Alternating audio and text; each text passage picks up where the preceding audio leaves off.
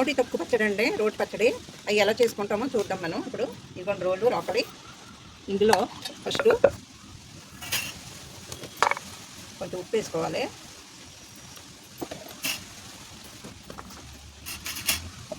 కొంచెం ఆవుపిండి వేసుకోవాలి.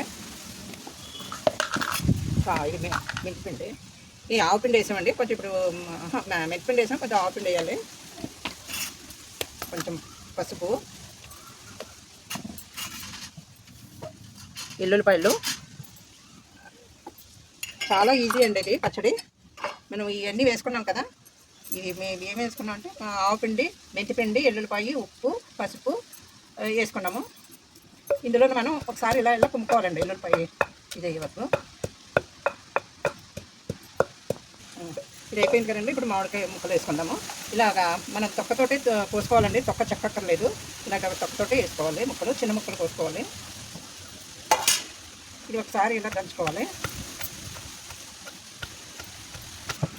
ఈ ముక్కలు వేసామండి. ముక్కలు వేసుకున్నాక కొంచెం కారం దీనికి సరిపడా కొంచెం కారం వేసుకోవాలి.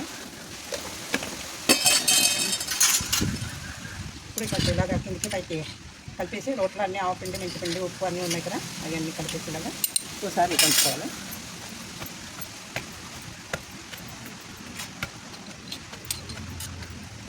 ఇలా తిప్పుకుంటూ కొంచెం దంచుకోవాలండి. కొంచెం ముక్కలు ఊరికే నలిగేలాగా, అంతే. బాగా మెత్తగా దంచుకోకూడదు. అంతే, అయిపోయింది. తీసేద్దాం.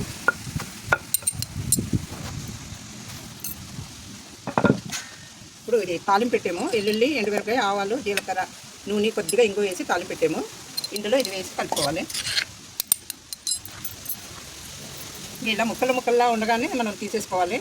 బాగా మెత్తగా దంచుకోవద్దు. ఇలాగ తప్పుడు పచ్చడి కొత్తగా చిన్న ముక్కల ఆవకాయలాగా ఉంటుంది. ఇది ఒక 5-6 రోజులు నిల్వ ఉంటుంది.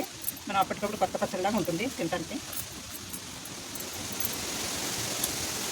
అయిపోయింది. ఈ తాలింపులో ఇలా కలుపుకోవాలి.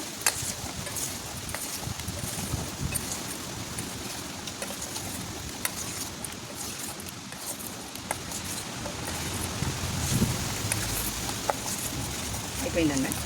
ఇది ఈ రోజు కంటే రేపటికి ఇంకా బాగుంటుంది.